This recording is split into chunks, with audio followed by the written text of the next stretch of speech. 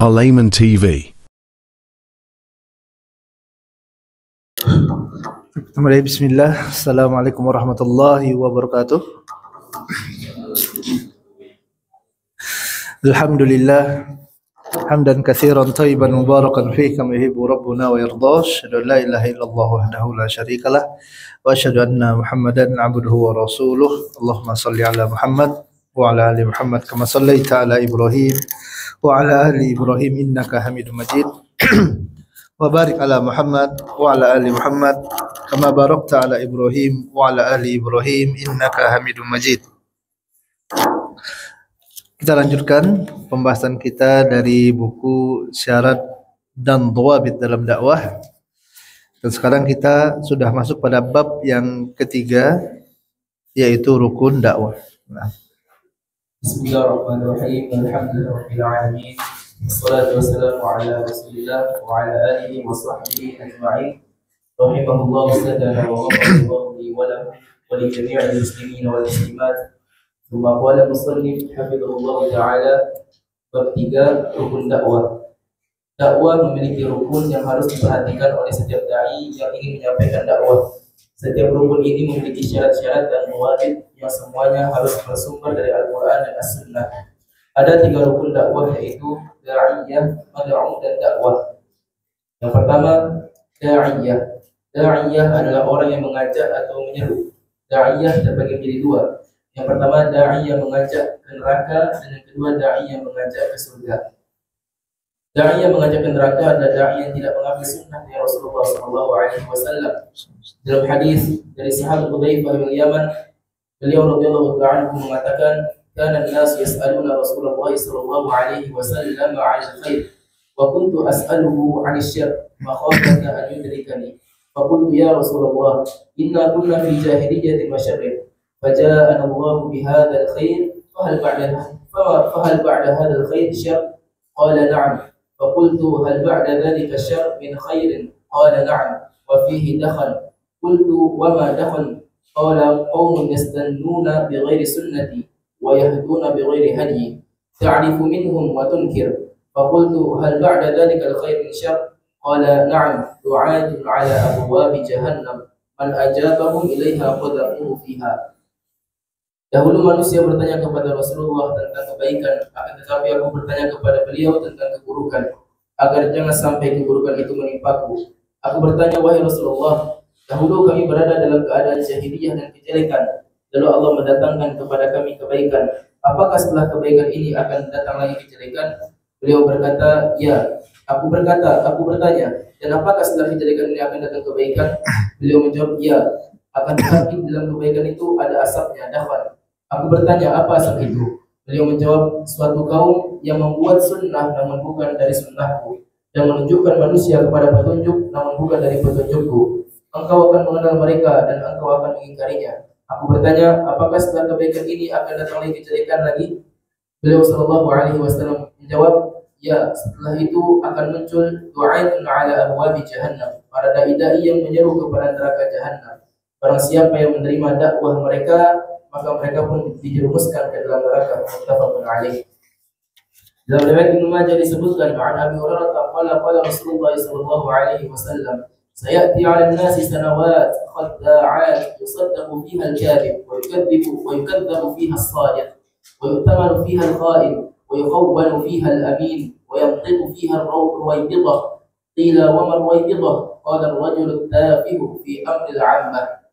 Dari Abu Hurairah radhiyallahu anhu, ia berkata, Rasulullah sallallahu alaihi wasallam bersabda, akan datang kepada manusia tahun-tahun yang penuh dengan penipuan. Ketika itu pendusta dibenarkan, sedangkan orang yang jujur malah didustakan. Pengkhianat dipercaya, sedangkan orang yang amanah justru dianggap sebagai pengkhianat. Pada saat itu Ruwaybidah akan berbicara. Ada yang bertanya, apa yang dimaksud Ruwaybidah, wahai Rasulullah? Beliau sallallahu alaihi wasallam menjawab, orang bodoh yang turut campur dalam urusan masyarakat luas. Hadis riwayat Ibnu Majah, disahihkan Al-Albani dalam As-Sahihah 1887. Adapun dai yang mengajak kepada surga adalah dai yang takut kepada Allah dan terkumpul di dalam dirinya yakin dan sabar. Allah Subhanahu wa taala berfirman, "Wa ja'alna minhum a'immatan yahduna bi amrina lamma sabaru wa kanu bi ayatina yuqinun." dan kami jadikan di antara mereka imam-imam yang mereka memberi petunjuk irsyad dengan perintah kami ketika mereka bersabar, dan adalah mereka meyakini ayat-ayat kami. Quran surah As-Sajdah ayat 24. Syekhul Islam Ibnu Taimiyah rahimahullah mengatakan, hanya dengan sabar dan yakin seseorang akan meraih derajat imam fiddin, imam dalam agama. Yakin dan sabar merupakan dua unsur pokok bagi seorang dai dalam menjalankan dakwanya. Yakin menunjukkan kepada dalam dan kuatnya ilmu, adapun sabar menunjukkan pada kekuatan amaliyah. Baik. Ikhwani fiddin wa akhwati fillah, hadanallahu wa iyyakum. Semoga Allah taala berikan hidayah bagi ana dan bagi antum semuanya. Pada bab yang ketiga kita akan membahas tentang rukun dakwah. Dan dalam rukun dakwah ini terbagi menjadi 3 unsur. Yang pertama adalah da'iyah, yang kedua mad'u, dan yang ketiga adalah dakwah. Da'iyah atau da'i adalah orang yang menyeru, orang yang mengajak atau orang yang berdakwah itu sendiri. Dan da'i ini terbagi menjadi 2. Ada yang da'i yang mengajak ke surga,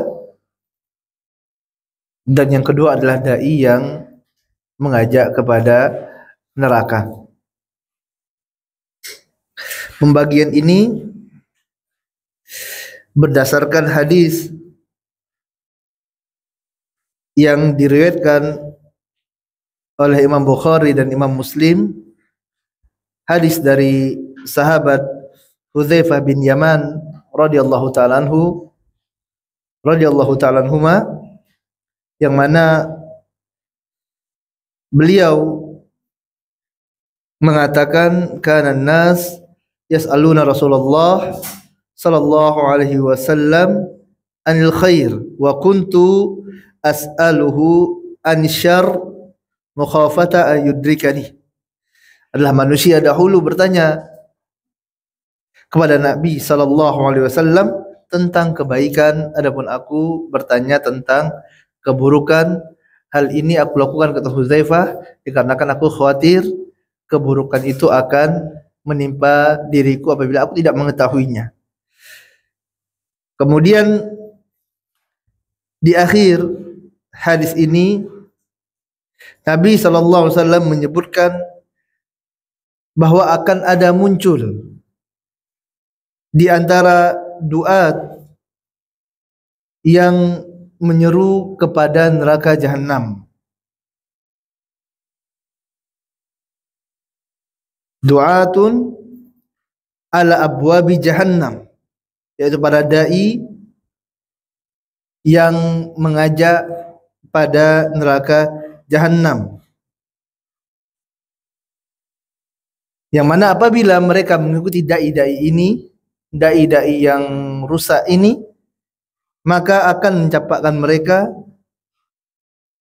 kepada neraka Allah. Oleh sebab itu, karena di sini Nabi SAW menjelaskan ada dai yang mengajak kepada neraka jahanam, maka selainnya adalah dai yang mengajak kepada surga Allah Taala. Karena di akhirat hanya ada 2. Yang pertama adalah surga, dan yang kedua adalah neraka. Dan di antara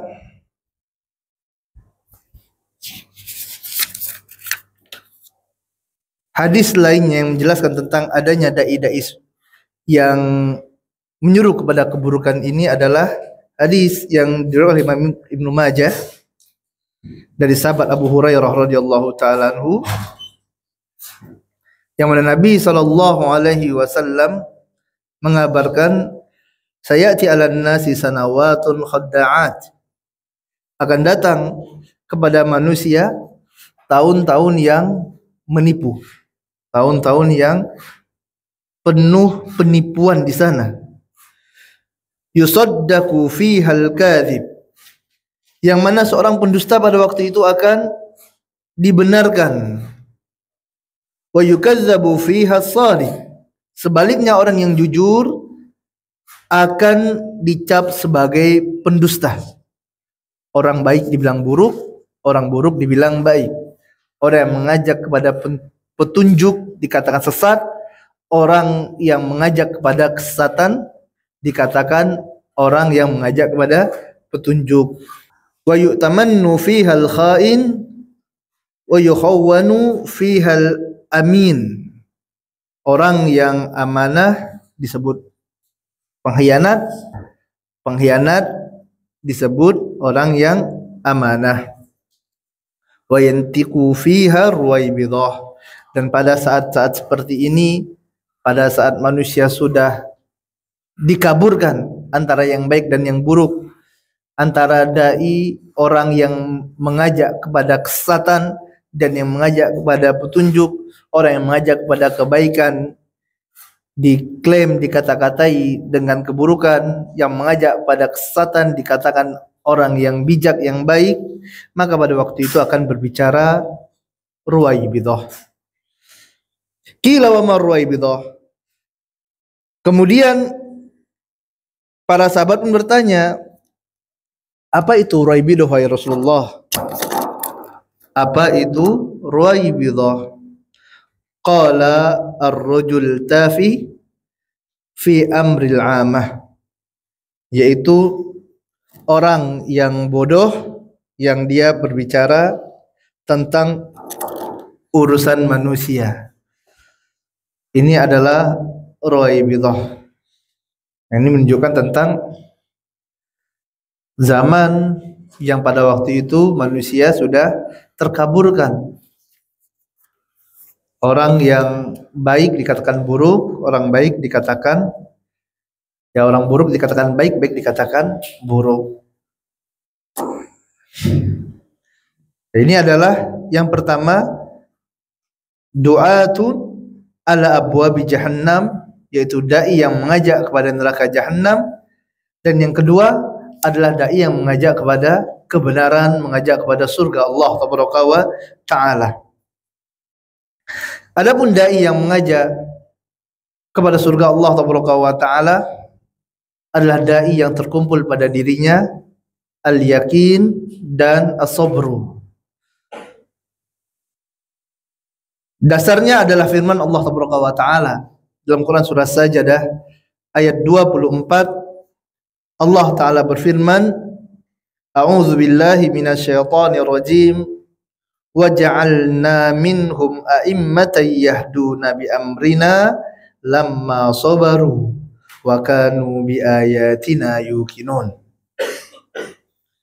Dan kami jadikan di antara mereka imam-imam yahduna bi amrina, yang mereka memberikan hidayah irsyad dengan perintah dari kami, kata Allah, lamma sabaru, ketika mereka bersabar, wa kanu bi ayatina yuqinun, dan mereka yakin dengan ayat-ayat kami, kata Allah Taala. Oleh sebab itu Syekhul Islam Ibnu Taimiyah menjelaskan terkait dengan sifat dai yang menyuruh kepada kebenaran, kepada surga Allah Taala, yang harus ada pada diri mereka, yaitu sabar dan yakin. Hanya dengan sabar dan yakin seorang akan meraih derajat imam fiddin. Imam fiddin, yaitu imam dalam agama. Dan ini adalah dua syarat utama agar orang tersebut dapat lurus dalam menjalankan tugas yang besar, yaitu sebagai seorang dai ilallah. Nah, Assalamualaikum warahmatullahi wabarakatuh. Usul yang pertama, al-yakin. Yakin adalah pemberian paling penting yang diberikan kepada seseorang. Dalam hadis disebutkan, wasallallahu al-yaqina wal mu'afah, fa innahu lam yu'ta ahadun khairan min al-mu'afah. Mintalah kalian kepada Allah al-yaqin dan al-afiyat, maka sesungguhnya seseorang tidak diberikan setelah yakin yang lebih baik daripada al-afiyat. Sahih Al-Jami' nomor 4072. Al-yakin adalah sesuatu yang dibangun di atas ilmu. Kuatnya ilmu yang dimiliki akan menimbulkan keyakinan yang kokoh dan tidak akan tergoyahkan. Lihatlah bagaimana Rasulullah SAW tidak peduli walau harus disakiti, diejek, dihina, dimusuhi, diusir dari kampung halaman. Bahkan beliau SAW ingin dibunuh oleh kaumnya. Namun beliau tidak sedikit pun goyah dalam mendakwahkan Islam. Hal ini karena kuatnya keyakinan yang ada pada diri beliau SAW. Yang ini semua dibangun oleh ilmu yang benar. Al-yakin memiliki 3 tingkatan. Semakin tinggi tingkatannya menunjukkan semakin dalamnya keilmuannya. 3 tingkatan tersebut adalah: yang pertama, ilmu yakin. Ilmu yakin adalah seseorang mengetahui suatu perkara dengan benar sesuai dengan yang semestinya. Dia menafikan dari dirinya dhann dan syak.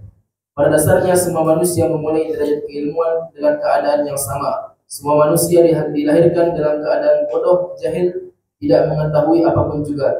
Allah Ta'ala berfirman, "Wallahu akhrajakum min butuni ummahatikum la ta'lamuna syai'a wa ja'ala lakum as-sam'a wal absara wal af'idata la'allakum tashkurun." Dan Allah lah yang mengeluarkan kalian dari perut ibu-ibu kalian dalam keadaan tidak mengetahui sesuatu apapun. Dan kemudian Allah memberikan kepada kalian pendengaran, penglihatan dan hati agar kalian bersyukur. Quran Surah An-Nahl ayat 78. Maka semua manusia diawali dengan kejahilan terhadap sesuatu, kemudian meningkat menjadi waham, kemudian meningkat lagi menjadi syak, kemudian menjadi dhann, dan jika sudah sampai pada derajat dhann atau prasangka kuat, ghalabatul dhann, maka seseorang sudah bisa diterima hujjahnya dalam syariat dan dia sudah bisa beramal dengannya. Kemudian tingkatan yang lebih tinggi dari dhann adalah ilmu yakin. Ilmu yakin adalah seseorang meyakini dalam hatinya sesuatu sesuai dengan sebagaimana mestinya, sesuai hakikatnya, baik sesuatu itu berkaitan dengan syar'iyah ataupun berkaitan dengan duniawiyah. Ilmu yakin bisa didapat dengan wasilah atau jalan mendengar informasi dari orang lain yang telah mengetahui sebelumnya, seorang alim, atau bisa juga dengan membaca buku atau kitab, atau dengan cara mendengarkan ceramah. Contohnya, seseorang akan meyakini tentang dampak buruk syirik, dampak buruk menentang sunnah, dampak buruk harta haram, jika dia telah membaca atau mendengarkan dalil-dalil yang menjelaskan tentangnya. Allah Ta'ala berfirman, وَلْيَحْذَرِ الَّذِينَ يُخَالِفُونَ عَنْ أَمْرِهِ أَنْ تُصِيبَهُمْ فِتْنَةٌ أَوْ يُصِيبَهُمْ عَذَابٌ أَلِيمٌ.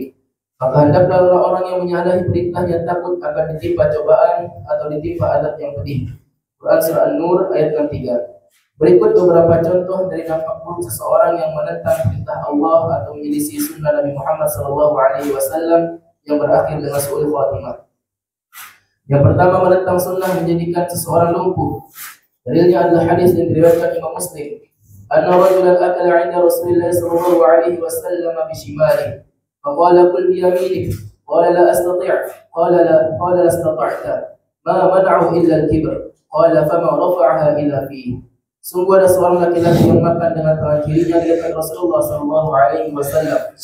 Lalu beliau sallallahu alaihi wasallam mengatakan, "Makanlah dengan tangan kananmu." Lalu dia mengatakan, "Aku tidak mampu." Maka beliau sallallahu alaihi wasallam berkata, "Engkau memang tidak akan mampu. Tidak ada yang menghalanginya untuk mentaati Nabi kecuali rasa sombong." Akhirnya dia pun lumpuh dan tidak bisa lagi mengangkat tangan kanannya ke mulut. Hadis riwayat Muslim nomor 5387. Yang kedua, tangan masuk ke dalam dubur. Abu Abdillah Muhammad bin Ismail At-Taimi berkata, "Aku telah membaca di sebagian kisah mengenai sebagian ahli bid'ah ketika mendengar hadis Nabi sallallahu alaihi wasallam, "Idza stayqadha ahadukum min nawmihi fala yaghmis yadahu fil ina hatta yaghsilaha thalathan, fa innahu la yadri ayna batat yaduhu." Jika salah seorang di antara kalian bangun tidur, maka janganlah dia mencelupkan tangannya di dalam bejana sampai dia mencucinya 3 kali terlebih dahulu, karena dia tidak tahu di manakah tangannya bermalam. Hadis riwayat Bukhari dan Muslim. Dalam rangka mengejek sunnah, ahli bid'ah ini berkata, "Ya, saya tahu kemana tangan saya bermalam dirancang." Lalu tiba-tiba pada saat pagi, dia dapati tangannya berada di dalam dubur sampai pergelangan tangan. At-Taimi berkata, oleh karena itu hendaklah seseorang berhati-hati untuk meremehkan sunnah Nabi SAW dan kondisi-kondisi yang menuntut diam. Lihatlah apa yang terjadi pada orang ini karena akibat dari perbuatannya. Ustaz Ali Fili An-Nawawi mungkin dari At-Ta'zimus Sunnah halaman 1920 Darul Qasim. Ketiga, keluar ular dari tempat minum. Adalah Nabi Muhammad SAW, beliau melarang minum dari mulut siqaq. Dari Abu Hurairah radhiyallahu anhu beliau mengatakan, "Naha Rasulullah sallallahu alaihi wasallam an yashraba min fis siqa'i aw al-qirbah." Muttafaqun alaih. Adalah Nabi sallallahu alaihi wasallam melarang minum dari mulut siqa' atau qirbah. Muttafaqun alaih. Siqa' atau qirbah adalah wadah berisi air yang terbuat dari kulit yang dia memiliki mulut, sehingga air yang ada di dalamnya bisa diminum melalui mulut tersebut.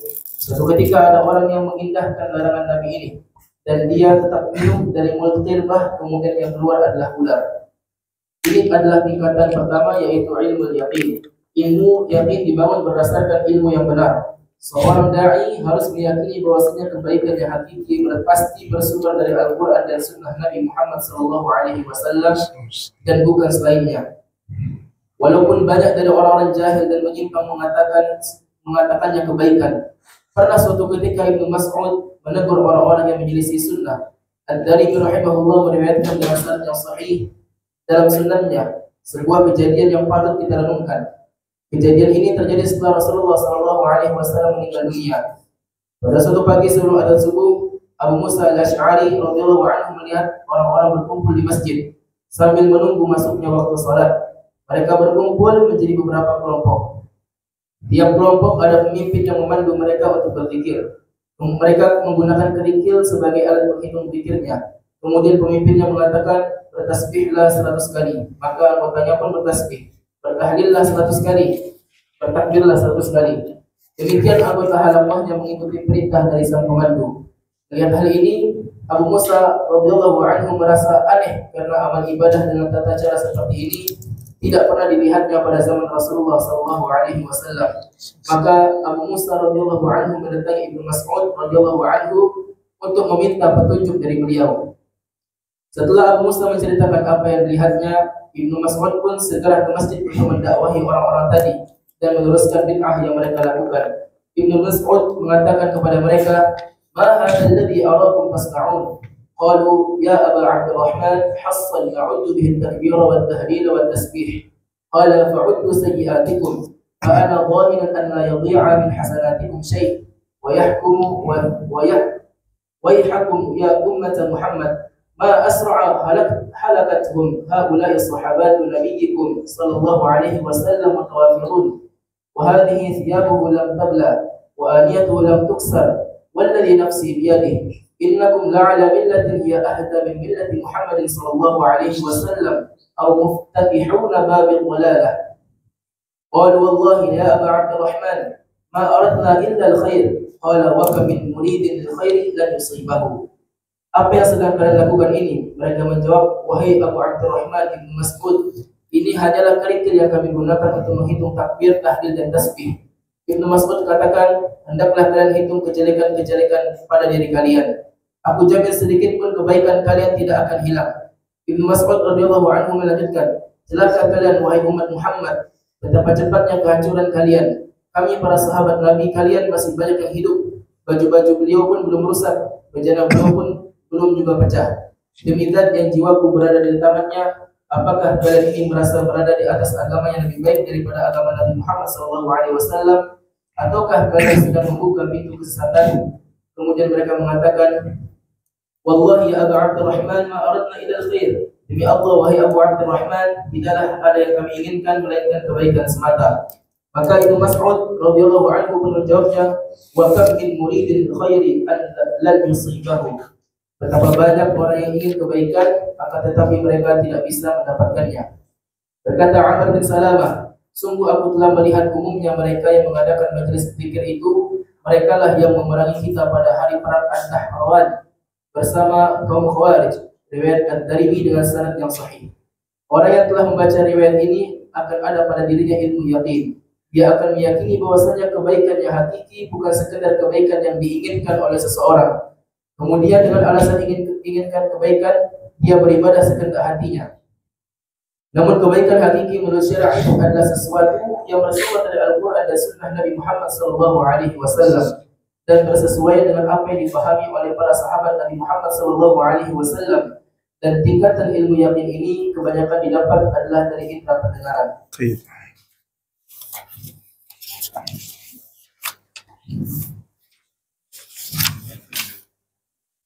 Usul yang pertama, adalah al-yakin. Al-yakin menunjukkan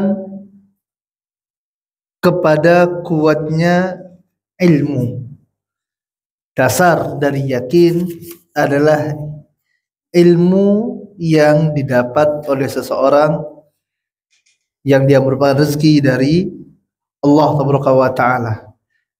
Karena tidak mungkin seorang bisa meyakini sesuatu melainkan apabila dia telah mengilmui tentangnya. Dan manusia semuanya memiliki star yang sama.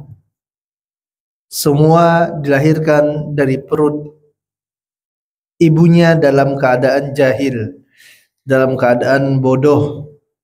Oleh sebab itu Allah Ta'ala katakan dalam Quran An-Nahl ayat 78, Wallahu akhrajakum min butuni ummahatikum la ta'lamuna syai'aha.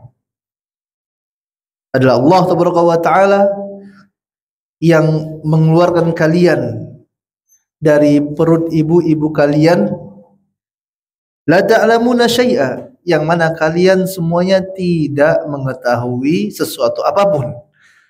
Artinya star kita semuanya adalah dalam keadaan yang sama, yaitu di atas kejahilan, kebodohan. Wa ja'ala lakumus sam'a wal absara wal af'idah la'allakum tashkurun. Kemudian Allah Ta'ala memberikan karunia kepada kalian berupa pendengaran, penglihatan, dan hati agar kalian bersyukur. Kemudian setelah orang dilahirkan dalam keadaan jahil ini, dalam keadaan bodoh, maka Allah Ta'ala berikan kepada mereka rizki berupa ilmu. Ilmu yakin adalah seseorang meyakini dalam hatinya sesuatu sebagaimana dengan mestinya, mengetahui sesuai dengan hakikatnya, baik perkara syar'iyah ataupun duniawiyah. Ini adalah ilmu yakin. Dia tahu sesuatu dan pengetahuannya adalah pengetahuan yang benar adanya. Dan ilmu yakin ini didapat kebanyakannya adalah dari thariqah mendengar. Dari mendengar, dan sebagainya lagi adalah dari membaca. Yang mana dengan thariqah ini dia mendengar muhadarah, mendengar ceramah, atau membaca kitab, membaca artikel, maka dia pun mengetahui sesuatu. Dan ketika pengetahuan tersebut dia sudah mengetahuinya dengan benar, maka akan memunculkan keyakinan dalam hatinya.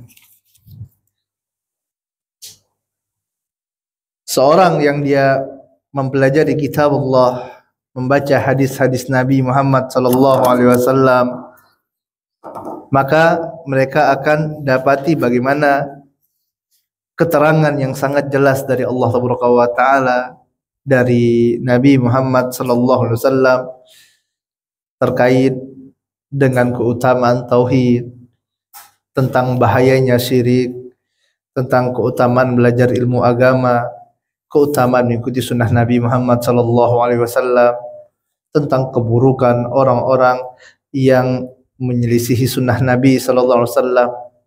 Mereka akan mengetahui tentang bagaimana dampak dari seseorang yang mengkonsumsi harta haram.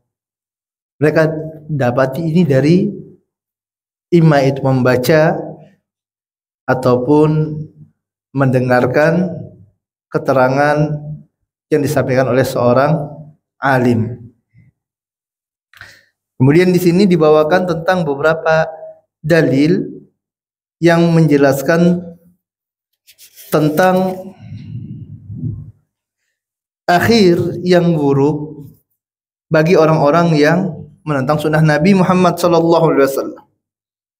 Dan sebelumnya ini telah diingatkan oleh Allah Ta'ala dalam Quran surah Nur ayat ke-63. Allah Ta'ala berfirman, "Falyahdharil ladzina yukhalifuna an amrihi an tusibahum fitnah aw yusibahum adzabun alim." Maka hendaklah, kata Nabi Muhammad SAW, orang-orang yang menyelisihi apa yang aku perintahkan, menyelisihi sunnah Nabi SAW, ini merasa takut dan khawatir bahwasanya dia akan ditimpa fitnah atau ditimpa azab yang pedih. Ini sudah diingatkan oleh Allah Taala. Maka muncul dalam diri seorang mukmin keyakinan. Kenapa? Oh, ini sumbernya dari Al-Qur'anul Karim. Dan Al-Qur'anul Karim adalah sesuatu yang pasti benarnya. Kemudian dikeluarkan lagi, dia baca hadis-hadis Nabi SAW. Di antaranya ada orang yang lumpuh dikarenakan menentang sunnah Nabi SAW. Yang mana Nabi SAW perintahkan dia untuk makan dengan tangan kanan, dia katakan tidak bisa. Dan Nabi SAW mengetahui bahwasanya dia tidak bisa, dia sesungguhnya orang ini bukan tidak bisa, tapi tidak mau, enggan untuk mengikuti sunnah Nabi SAW. Dikarenakan apa? Dikarenakan sombong. Dikarenakan apa? Dikarenakan kesombongan. Maka lihat bagaimana orang ini mendapatkan su'ul khatimah, yang akhirnya dia pun mendapati tangan kanannya menjadi lumpuh. Ya, maka ini akan menambahkan lagi apa? Keyakinan yang ada pada diri seorang muslim tentang bagaimana dampak buruk jika seseorang menyelisih sunnah Nabi Muhammad SAW. Begitu juga bagaimana sewaktu para sahabat ridwanullah alaihim jami'an, mereka menyelisih perintah Nabi pada perang Uhud.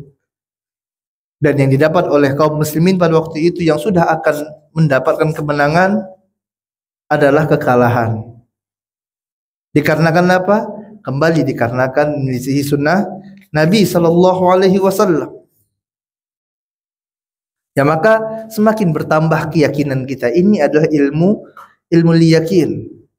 Maka kita akan tahu, ini kalau seandainya ada sunnah Nabi SAW, jika saya tidak turuti perintah Nabi SAW, sunnah Nabi SAW, mesti akan ada keburukan yang dapat menimpa saya. Bertambah keyakinannya, dan dia tidak akan termakan dengan ucapan ataupun perkataan orang-orang yang mengatakan tidak mengapa, yang penting kan baik. Kita kerjakan amalan ini walaupun tidak ada sunnah Nabi, yang penting yang kita inginkan adalah kebaikan. Dia tidak akan lakukan karena dia juga membaca bagaimana asar dari sahabat, yaitu Abu Musa al-Asy'ari radhiyallahu ta'ala anhu, yang pernah melihat orang berkumpul kemudian ya berzikir jamaah dengan menggunakan batu. Dan ini diingkari oleh sahabat yang mulia Ibnu Mas'ud radhiyallahu ta'ala anhu. Dan yang menjadi hujah orang-orang ini, kenapa mereka melakukan amalan tersebut? Mereka katakan wallahi, mereka bersumpah dengan nama Allah. Mereka katakan wallahi, demi Allah, kata mereka, ya Abdurrahman, ma aradna illa al-khair. Sungguh tidaklah yang kami inginkan dari amal ini adalah kebaikan. Tapi apakah kebaikan bisa didapat dengan menyelisih sunnah Nabi SAW? Jawabannya tidak mungkin bisa didapatkan. Oleh sebab itu Abdullah bin Mas'ud radhiyallahu ta'ala anhu menjawab apa yang mereka katakan ini dengan mengatakan wa kam min muridin lil khair lan yusibahu. Betapa banyak orang yang mereka ingin kebaikan, akan tetapi ternyata mereka tidak dapatkan kebaikan tersebut. Maka orang yang belajar, dia dengarkan ceramah para masyayikh yang benar di atas sunnah Nabi sallallahu alaihi wasallam, dia baca kitab-kitab para ulama yang benar, muncul apa? Yakin dalam dirinya. Kebaikan itu adalah sesuatu yang datang dari Allah Ta'ala, yang datang dari Nabi Muhammad sallallahu alaihi wasallam, dan yang sesuai dengan apa yang dipahami oleh para sahabat Nabi ridwanullahu alaihim jami'an. Kalau selainnya maka bukan kebaikan yang benar, yang dimaksud oleh syariat yang mulia ini. Ini adalah ilmul yakin. Ini adalah tingkat yang pertama dari al-yakin, yaitu ilmul yakin yang didapat dari ilmu yang benar terhadap apa yang dia pelajari, baik dengan wasilah pendengaran dari mendengar muhadharah ataupun dari buku yang dibaca. Nah, yang kedua, ainul yakin. Ainul yakin adalah tingkatan keyakinan yang lebih tinggi daripada ilmu yakin. Keyakinan ini melalui wasilah indera penglihatan. Setelah seseorang mendengar suatu kabar dengan tingkahnya, kemudian dia juga melihat dengan kedua matanya, maka akan ada bertambahnya keyakinan. Oleh sebab itu ada ungkapan laisa man ra'a kaman sami'a. Tidaklah sama keyakinan antara orang yang melihat dan keyakinan orang yang hanya mendengar saja. Dan tingkatan ainul yaqin ini didapat dari indera penglihatan, yaitu kedua matanya. Yang ketiga, haqqul yaqin. Haqqul yaqin adalah tingkatan keyakinan yang paling tinggi, a'la maratib. Syekhul Islam Ibnu Taimiyah rahimahullah sewaktu menjelaskan tentang tingkatan-tingkatan ini, beliau rahimahullah memberikan contoh berupa madu, al-asal. Ada seseorang yang dia mendengar tentang rasa dan khasiat madu. Telah banyak manusia melakukan penelitian sehingga banyak buku-buku yang menyampaikan tentang manfaat madu. Maka dikarenakan banyaknya buku yang membahas dan banyaknya orang yang bicarakannya, muncul dalam diri orang yang tersebut keyakinan. Maka ini adalah ilmu yakin. Kemudian tahap selanjutnya yaitu apabila orang ini telah melihat madu secara langsung dengan kedua matanya, maka akan bertambah lagi keyakinan yang ada di dalam hatinya. Ini adalah tingkatan yang kedua, yaitu ainul yakin.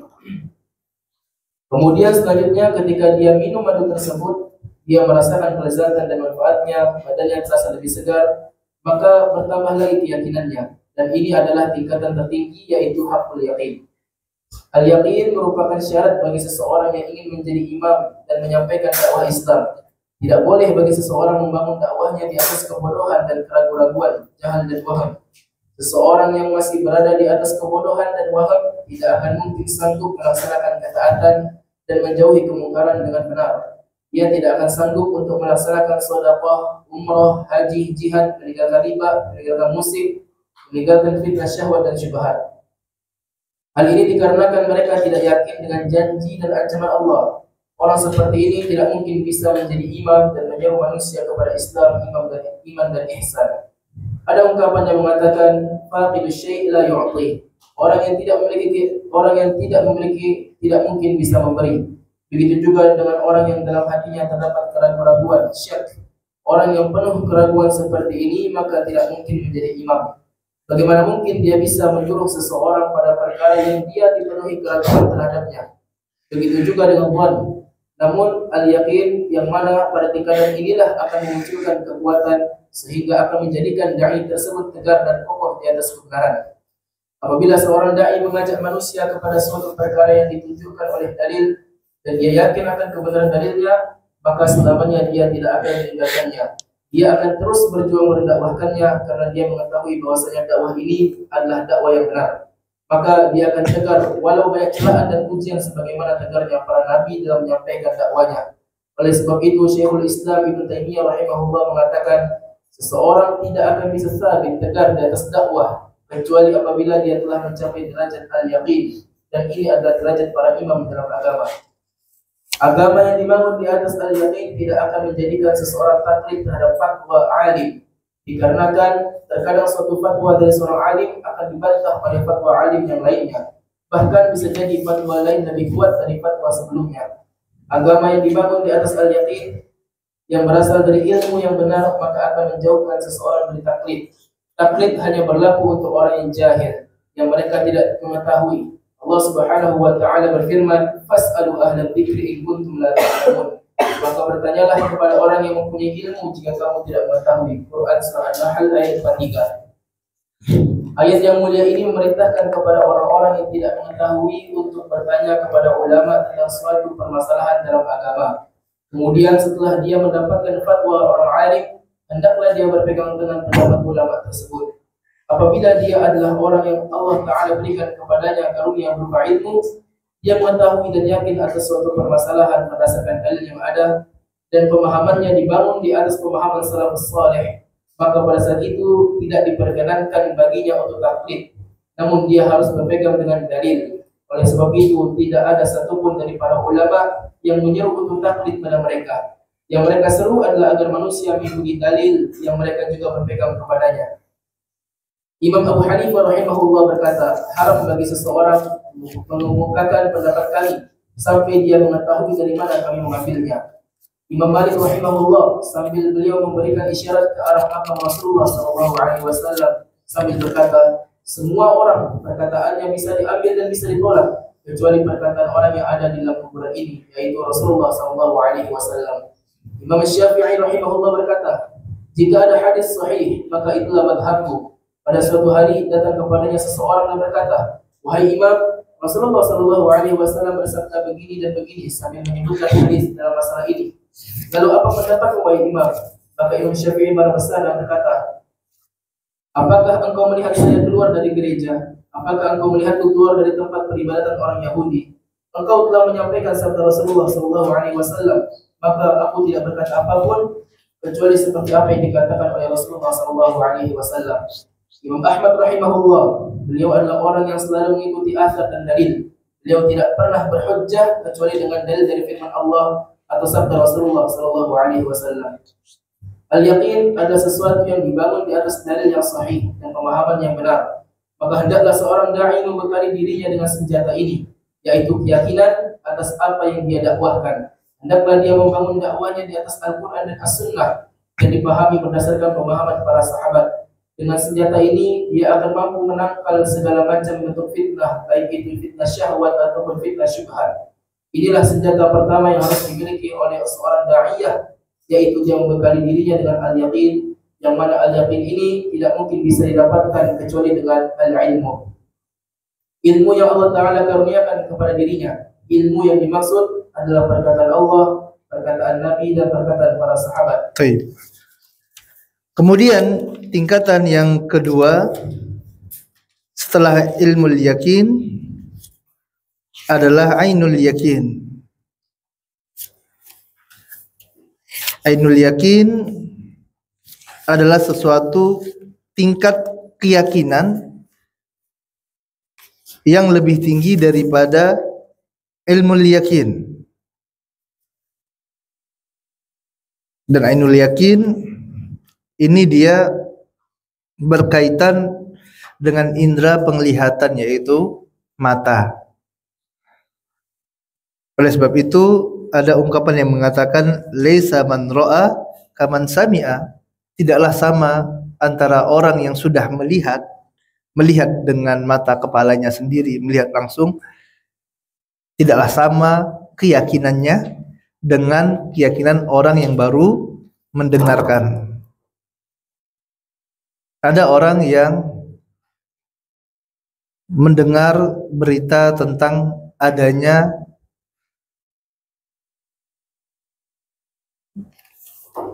dia mendengar tentang adanya Ka'bah. Ada Ka'bah di kota Makkah. Yakin enggak? Yakin. Yakin dari mana? Ya sudah banyak orang yang mengabarkan. Sudah banyak orang yang berangkat haji, berangkat umroh, dan mereka semuanya sepakat mengabarkan kepada kita bahwasanya di sana di kota Mekah ada Ka'bah yang mulia. Yakin, ini ilmu yakin. Ini orang yang pertama. Adapun orang yang kedua, dia sudah pernah berangkat ke Mekah, dia sudah pernah umroh, sudah pernah tawaf mengelilingi Ka'bah, maka tingkat keyakinan orang yang kedua ini tentulah lebih tinggi daripada tingkat keyakinan orang yang pertama. Walaupun dia sama-sama pada tingkatan al-yakin. Ini adalah ainul yakin. Ya, dia sudah melihat Ka'bah dengan mata kepalanya sendiri. Laisa man ra'a kaman sami'a. Tidaklah sama orang yang telah melihat secara langsung dengan orang yang baru mendengar. Kemudian yang ketiga adalah hakul yakin. Hakul yakin adalah tingkatan yang paling tinggi dari keyakinan. Makanya seorang yang yakin ini juga ada tingkatan-tingkatannya. Hakul yakin adalah tingkatan yang paling tinggi. Syekhul Islam Ibnu Taimiyah rahimahullah memberikan perumpamaan dengan sebuah madu. Ada orang yang baru dia mendengar berita tentang madu, dia baca literatur, baca artikel tentang madu. Dan dia yakin, kenapa? Karena artikelnya banyak sekali yang menceritakan tentang madu. Maka ini adalah ilmu yakin. Kemudian yang kedua, dia telah melihat madu secara langsung. Oh, ternyata bentuknya sama, warnanya sama. Ini adalah tingkatan yang kedua. Bertambah keyakinannya menjadi ainul yakin. Kemudian dia pun cicipi madu ini, dia minum madu ini dan dia rasakan kelezatannya. Kemudian dia merasakan efek bagi tubuhnya. Dia merasakan tubuh semakin segar nih. Maka ini meningkat menjadi hakul yakin, tingkatan yang ketiga. Dan semakin tinggi tingkatan keyakinan pada diri seseorang, maka akan semakin kuat dirinya. Dan ini muncul dari ilmu yang benar. Seorang yang telah mencapai tingkatan yakin seperti ini, maka dia tidak akan goyang, tidak akan mudah terombang-ambing, tidak akan mudah terkena fitnah. Kenapa? Karena sudah yakin. Apapun bentuk ujian, cobaan, fitnah, maka akan mudah dia lalui dalam dakwah yang sedang dia jalankan. Lihat bagaimana para anbiya wal mursalin, para nabi dan rasul. Mereka sabar dalam dakwahnya. Walaupun mereka disakiti oleh kaumnya. Lihat bagaimana Nabi kita Muhammad sallallahu alaihi wasallam. Seorang yang mulia, yang sebelum masa kenabian orang-orang semua dari penduduk kota Makkah memuji Muhammad sallallahu alaihi wasallam, bahkan mereka berikan gelar Al-Amin kepada Nabi Muhammad sallallahu alaihi wasallam. Dan ketika beliau sallallahu alaihi wasallam menerima risalah dari Allah Taala, diperintahkan untuk dakwah tauhid, untuk beramar ma'ruf nahi mungkar, mengajak manusia kepada yang ma'ruf dan mencegah dari yang mungkar, maka muncul dari orang-orang yang tidak senang terhadap dakwah Islam permusuhan, kebencian, hinaan, celaan. Yang awalnya mereka sebut dengan Al-Amin, orang yang dapat dipercaya, mereka ubah sebutannya menjadi sahir, penyihir, majnun, orang gila, kadzab, pendusta, dengan sebutan-sebutan yang buruk yang lainnya yang mereka tujukan kepada Nabi Muhammad sallallahu alaihi wasallam. Bahkan tidak hanya dengan ucapan, mereka sakiti Nabi sallallahu alaihi wasallam. Bahkan mereka ingin membunuh Nabi Muhammad sallallahu alaihi wasallam. Namun kita lihat bagaimana Nabi sallallahu alaihi wasallam tetap tegar dengan dakwahnya. Rasulullah tidak berpaling walaupun ditawarkan dengan harta yang banyak, ditawarkan dengan jabatan yang tinggi, ditawarkan dengan wanita yang cantik sekalipun. Nabi sallallahu alaihi wasallam tetap sabit, tetap tegar di atas dakwah Islam. Kenapa? Karena tingkat keyakinan yang ada dalam diri Nabi Sallallahu Alaihi Wasallam adalah keyakinan yang sudah sangat kokoh. Nabi SAW sudah sangat yakin akan kebenaran dakwah yang beliau Sallallahu Alaihi Wasallam sampaikan. Dan ini menunjukkan apa? Kuatnya ilmu yang ada pada diri Nabi Sallallahu Alaihi Wasallam. Oleh sebab itu, seorang dai dalam dakwahnya dia harus yakin dengan apa yang dia sampaikan. Dan kembali kami ingatkan bahwasanya keyakinan ini tidak akan bisa didapat kecuali dengan ilmu. Dengan ilmu. Dan ilmu tidak akan bisa didapat kecuali dengan belajar. Kecuali dengan menuntut ilmu. Ini adalah al-yakin.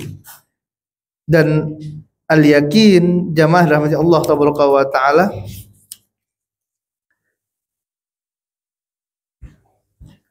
juga akan menjadikan seorang selamat dari taklid, dari ikut-ikutan. Ini al-yakin. Makanya Allah Ta'ala berfirman dalam Quran surah An-Nahl, "Fas'alu ahla dzikri in kuntum la ta'lamun." Tanyakanlah kepada orang yang mengetahui jika kalian tidak tahu. Tanyakanlah kepada ahli ilmu apabila kalian tidak mengetahui. Siapa yang diperintahkan untuk bertanya? Yaitu orang-orang yang tidak mengetahui. Mereka diperintahkan untuk taklid, ikut dengan pendapatnya para ulama. Adapun seorang yang dikaruniai oleh Allah Ta'ala al-yakin, yang dibangun di atas ilmu yang benar, maka kewajiban mereka adalah berpegang teguh dengan dalil. Dalil yang dipakai, yang diambil oleh para ulama tersebut. Dan para ulama tidak pernah mengajarkan untuk taklid kepada mereka. Dan para ulama juga mengambil dari dalil, baik itu dari Al-Quranul Karim atau dari sunnah Nabi Sallallahu Alaihi Wasallam. Ini adalah orang yang memiliki tingkatan yang benar dalam keilmuan, yang telah menghasilkan tadi apa yang disebut dengan al-yakin ini, yang didapat dengan ilmu yang benar dan metode belajar yang sesuai. Dan mereka orang-orang yang telah dibekali oleh Allah Ta'ala, diberikan karunia dengan al-yakin, mereka adalah orang-orang yang pantas untuk menjadi imam fid din, para imam dalam agama Allah Ta'ala, yang mereka berdakwah mengajak manusia ke jalan Allah. Nah,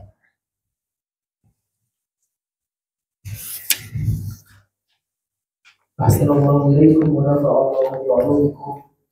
Berkata penulis hafizahullah ta'ala, para ulama menyebutkan ada dua golongan manusia yang mereka senantiasa disibukkan dengan ilmu. Yang pertama adalah ulama dan yang kedua adalah du'at. Ulama adalah orang-orang yang mengetahui halal dan haram serta mengetahui hukum-hukum syariat. Mereka adalah orang-orang yang takut kepada Allah dan merupakan pewaris para rasul. Para ulama adalah orang-orang yang berhak untuk berijtihad. Jika mereka benar dalam ijtihadnya, maka mereka mendapatkan buah pahala. Jika mereka salah dalam ijtihadnya, mereka mendapatkan 1 pahala. Tidaklah mereka mendapatkan kedudukan yang mulia ini melainkan melalui cara menuntut ilmu. Da'iyah secara umum adalah orang-orang yang mengajak manusia ke jalan Allah. Tidak semua da'i merupakan ulama. Namun da'iyah sebagaimana ulama, mereka adalah orang-orang yang mencintai ilmu. Mereka adalah penuntut ilmu sejati, yang setelah mereka mempelajari ilmu agama, mereka mengamalkannya, kemudian mereka sampaikan kepada orang lain. Da'iyah adalah orang-orang yang selalu disibukkan dengan ilmu agama. Karena jika dia tidak mengetahui ilmu agama, maka dia akan mengajak umat kepada jalan kesesatan. Bagaimana mungkin seseorang bisa mengajak umat kepada kebenaran sedangkan dia tidak mengetahuinya? Seorang da'iyah yang sudah memiliki al-yaqin di dalam dirinya, maka dia akan menimbang dalam dakwahnya antara targhib dan tarhib. Bukan hanya salah satu dan meninggalkan yang lainnya. Sebagian da'i hanya sibuk pada targhib, setiap hari dalam dakwahnya dia hanya sibukkan dengan menyampaikan fadilah-fadilah dan keutamaan, sehingga menjadikan harap atau raja yang berlebihan pada manusia dan kurang dalam takut khauf kepada Allah Ta'ala. Ada da'i yang dia menyampaikan kepada mad'unya hadis tentang keutamaan majelis ilmu, yang mana di antara keutamanya adalah malaikat mengelilingi orang-orang yang berada di majelis ilmu tersebut. Kemudian dia takyid keutamaan ini pada majelisnya. Maka para ulama menjelaskan bahwa ucapan seperti ini tidaklah benar, karena dalil ini bersifat mutlak, maka tidak boleh mentakyidnya. Tidak diragukan lagi bahwasanya kita semua mengharapkan majelis ilmu yang kita ikuti mendapat rahmat dari Allah Ta'ala dan dikelilingi oleh para malaikat yang mulia. Namun untuk mentakyidkan sesuatu yang mutlak pada muqayyad, maka ini tidak boleh. Da'i yang mentakyid sesuatu yang mutlak ini bukan da'i yang benar dalam dakwahnya. Ada da'i lain, setiap majelisnya hanya sibuk pada tarhib. Dakwah yang disampaikannya hanya ancaman dan ancaman saja. Pembahasan utama dalam setiap majelisnya adalah perihal pengkafiran, batal keislaman, dan ini dia sampaikan pada setiap majelisnya, sehingga menjadikan rasa takut khauf yang berlebihan dan kurang pada dalam harap raja. Maka seperti ini juga bukan da'i yang benar dalam dakwanya. Seorang da'i hendaklah menjadi seseorang yang tawassut, pertengahan dalam dakwah. Selain dia mengetahui hukum halal dan haram, dia juga harus menjadi seorang yang faqih dan bijak dalam mengambil keputusan. Setelah dia mengetahui targhib, wa'id dan tarhib wa'id, dia juga harus paham kapan waktu yang tepat untuk menyampaikan fadilah-fadilah kepada manusia, sehingga menimbulkan rasa harap dengan porsi yang benar. Kemudian setelah itu dia juga harus paham kapan waktu dan berapa porsi yang tepat untuk menyampaikan tarhib ancaman, sehingga menghadirkan rasa takut khauf yang sesuai dan proporsional dalam diri seorang hamba. Oleh sebab itu Imam Ibnu Qayyim rahimahullah mengatakan, seorang da'i bagikan pengobat. Seorang pengobat sebelum dia memberikan obat kepada pasiennya, dia harus benar dalam melakukan diagnosa. Setelah dia melakukan diagnosa, barulah dia berikan obat kepada pasiennya dengan dosis yang tepat dan dikonsumsi pada waktu yang tepat juga. Jika diagnosanya salah sehingga salah dalam memberikan obat, atau diagnosanya benar namun obatnya keliru, maka bisa menjadikan sakit yang lebih parah atau bahkan kematian. Atau obat yang harusnya diberikan kepada fulan namun diberikan kepada alan. Ini juga bisa menjadi sebab semakin parahnya penyakit, bahkan bisa membunuhnya. Begitulah seorang da'i ketika menjalankan dakwah. Dia harus alim dan faqih. Dia harus bisa melihat bagaimana kondisi mad'unya. Dia harus bisa menganalisis dan mengetahui permasalahan apa yang ada pada mad'u yang akan didakwahinya. Apakah mereka sedang terkena penyakit syahwat atau syubhat? Apakah kondisi mereka membutuhkan tarhib atau tarhib? Sudah berapa lama syubhat ini masuk di kepalanya? Bagaimana keadaan lingkungan tempat tinggalnya? Ini semua akan menjadi bahan pertimbangan bagi seorang da'i dalam menjalankan misi dakwahnya. Jika ada seseorang mendatangimu, kemudian dia mengatakan bahwasanya dirinya memiliki banyak dosa, tampak pada dirinya gambaran seseorang yang berputus asa dengan rahmat Allah, maka sampaikanlah kepadanya tentang tarhib. Sampaikan bagaimana luasnya rahmat Allah dan besarnya kasih sayang Allah. Sampaikan tentang sifat Allah yang Maha Pengampun dan Maha Penerima taubat, sehingga muncul kembali dalam dirinya rasa harap raja, sebagaimana hadis masyhur yang diriwayatkan oleh Imam Bukhari dan Imam Muslim yang menceritakan bagaimana dakwah seorang alim terhadap orang yang telah membunuh 100 jiwa, sehingga orang ini pun kembali ke jalan Allah Ta'ala. Ini adalah buah dari dakwah yang dibangun dengan ilmu dan kefaqihan yang Allah Ta'ala karuniakan kepada hamba yang Ia kehendaki. Ketika engkau berdakwah dan engkau mendapati seseorang yang telah lama ikut mengaji, dia mengetahui bahwasanya Allah itu Ghafur, Rahman, Rahim. Allah sangat sayang dengan hamba-hambanya, sehingga rasa harap raja yang ada dalam dirinya terlalu besar dan berlebihan, sehingga rasa takutnya khauf kepada Allah terlalu sangat tipis dan kurang. Maka orang seperti ini butuh disampaikan kepadanya ayat-ayat berupa tarhib. Sampaikan kepadanya ayat yang berisikan ancaman-ancaman dari Allah. Kabarkan kepadanya bahwa selain memiliki sifat rahmat, Allah juga syadidul iqab, sehingga dapat kembali seimbang antara harap, raja dan takut khauf pada dirinya. Inilah mengapa kefaqihan sangat dibutuhkan oleh seorang da'i, sehingga dapat seimbang dalam dakwanya, baik dalam raja, khauf dan muhabbah. Orang yang berlebihan dalam raja maka akan menjadi murji'ah. Orang yang berlebihan dalam khauf maka akan menjadi khawarij. Dan jika berlebihan dalam muhabbah maka akan menjadi zindiq. Nabi Muhammad SAW adalah teladan terbaik kita. Allah berfirman, "Laqad kana lakum fi Rasulillahi uswatun hasanah." Sesungguhnya telah ada pada diri Rasulullah Sallallahu Alaihi Wasallam itu suri teladan yang baik. Quran surah Al-Ahzab ayat 21. Lihatlah bagaimana beliau berdakwah kepada para sahabat radhiyallahu alaihim jami'an. Muncullah pada diri sahabat ini rasa roja, khauf dan mahabbah yang benar. Bahkan para sahabat yang sudah dijamin masuk surga sekalipun tetap besar rasa takut mereka kepada Allah, padahal mereka sudah dijamin surga. Lihatlah bagaimana Abu Bakar As-Siddiq radhiyallahu anhu, beliau sampai memasukkan tangan ke dalam mulutnya berkali-kali karena takut adanya harta haram yang masuk ke dalam tubuh beliau. Lihat juga bagaimana Umar bin Khattab radhiyallahu anhu, yang beliau pergi mendatangi Hudzaifah dan minta dilihatkan ada atau tidaknya nama Umar dalam catatan nama-nama orang-orang munafik. Ibnu Mas'ud radhiyallahu anhu mengatakan bagaimana keadaan para sahabat. Innal mu'min yara dhunubahu ka'annahu qa'idun tahta jabal yakhafu an yaqwa 'alayhi wa innal fajira yara dhunubahu kadhubabin marra 'ala anfihi faqala lihi hakadha fadubbahu 'anhu. Sesungguhnya seorang mukmin memandang dosa-dosanya seakan-akan dia sedang duduk di bawah gunung dan dia takut gunung tersebut akan jatuh menimpanya. Adapun seorang fajir, mereka memandang dosa-dosanya seperti seekor lalat yang lewat di hidungnya, lalu ia berkata demikianlah sambil menghipaskan tangannya di atas hidungnya untuk mengusir lalat tersebut. Athar riwayat Al-Bukhari nomor 5949. Berkata Ibnu Abi Hamzah terkait keadaan seseorang mukmin dalam hadis di atas, hal ini dikarenakan hati mereka diberikan cahaya oleh Allah Ta'ala. Maka apabila dia melihat pada dirinya terdapat sesuatu yang menyelisihi cahaya hatinya, maka perkaranya akan terasa besar baginya. Dan hikmah dari permisalan dengan gunung adalah bahwasanya perkara-perkara yang membinasakan selain dari gunung, maka bisa saja seseorang selamat darinya. Namun jika yang jatuh adalah gunung yang besar, kemudian menimpa pada biasanya orang tersebut tidak akan bisa selamat. Kesimpulannya adalah bagaimana seorang mukmin sejati dirinya didominasi oleh rasa takut khasyah karena imannya yang kuat, maka dia tidak merasa aman dari siksaan dengan sebab dosa-dosanya maksiat. Inilah kondisi seorang muslim, yaitu selalu merasa takut dan selalu merasa diawasi oleh Allah. Dia merasa amalannya kecil dan takut dengan perbuatan dosa yang dia lakukan, walaupun dosa tersebut hanyalah sekedar dosa kecil. Fathul Bari. Baik. Ikhwani fiddin wa akhwati fillah, hadana Allah wa iyyakum. Semoga Allah Ta'ala senantiasa memberikan kepada kita hidayahnya. Para ulama menyebutkan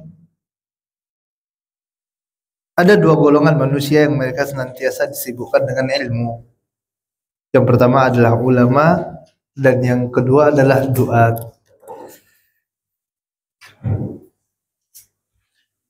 Ulama adalah orang yang mengetahui halal dan haram. Mereka adalah para mujtahid yang berhak untuk berijtihad. Adapun duat, tidak semua dari duat adalah ulama. Akan tetapi persamaan antara ulama dan duat, mereka adalah orang-orang yang senantiasa menyibukkan diri mereka dengan belajar ilmu agama. Ini adalah ciri utama dari seorang duat. Dan dikatakan seorang itu dai adalah jika dia orang yang dekat dengan ilmu, cinta dengan ilmu, senang belajar ilmu. Ini baru dai. Ini baru ustaz. Dia tidak hanya sibukkan dirinya mengajar manusia, akan tapi dia juga belajar. Dia tidak hanya menyibukkan dirinya duduk di depan berbicara di hadapan manusia, tapi dia juga duduk di hadapan para ulama belajar dengan mereka. Ini adalah tawassul. Sebagaimana ahlu sunnah adalah ahlu tawassul. Dia belajar, dia mengajar, dia juga belajar. Dia ngisi kajian, dia juga ikut kajian.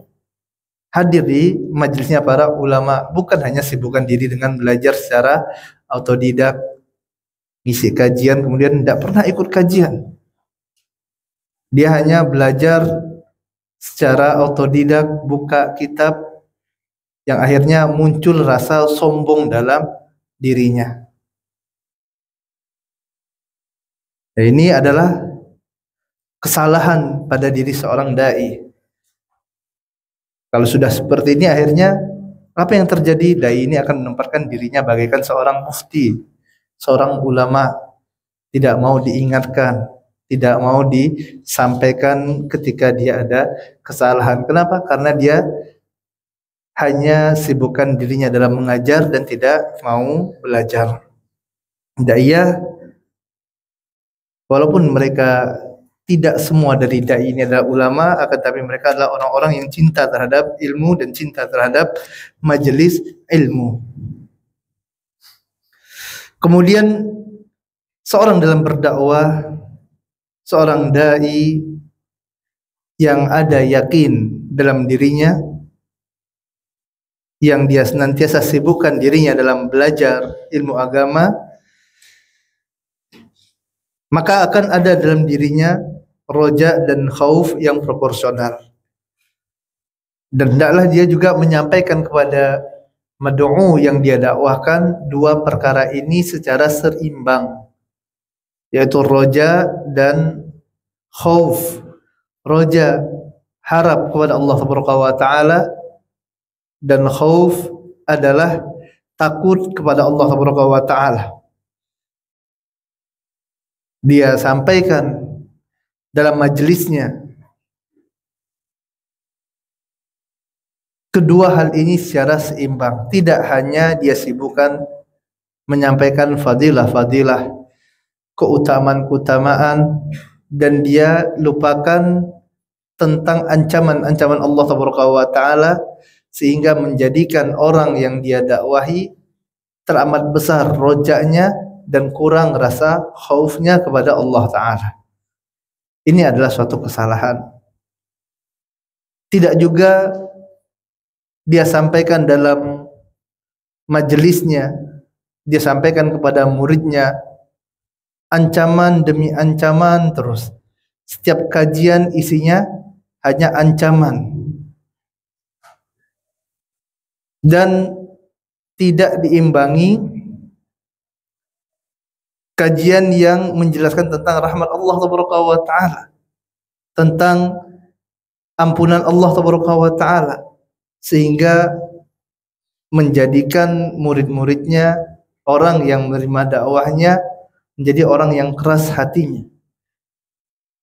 Sedikit-sedikit mengatakan orang kafir, keluar dari Islam, mengatakan orang fajir. Kenapa? Karena tidak seimbang dalam dakwahnya.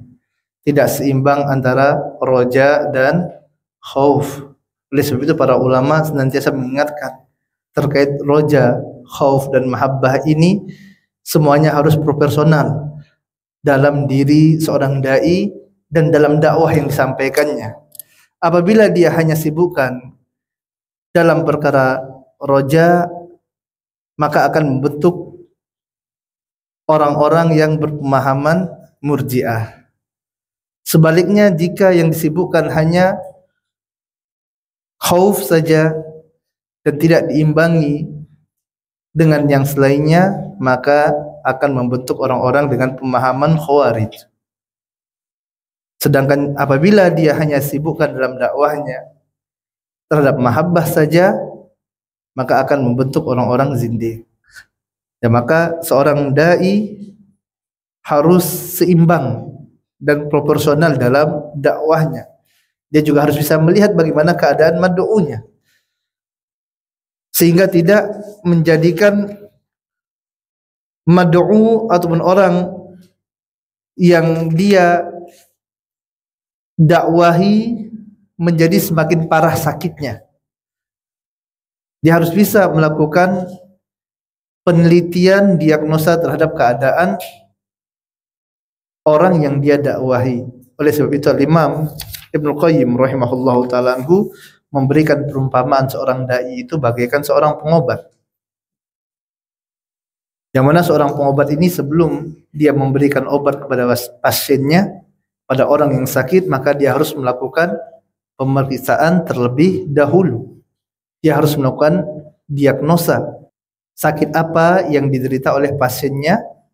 Dia lakukan diagnosa, kemudian setelah dia lakukan diagnosa, maka barulah dia tetapkan obat yang sesuai untuk pasien ini. Untuk orang yang sakit tadi disesuaikan juga dosisnya dan dikonsumsi obat ini pada waktu yang tepat. Jika ini semua dijalankan dengan benar, maka orang ini akan sembuh dengan izin Allah Taala. Maka begitulah seorang dai dalam dakwahnya, dia harus bisa melihat mad'u yang dia dakwahkan. Bagaimana keadaan mad'unya? Apa penyakit yang menimpa mad'u ini? Apakah dia sakit syahwat atau sakit syubhat?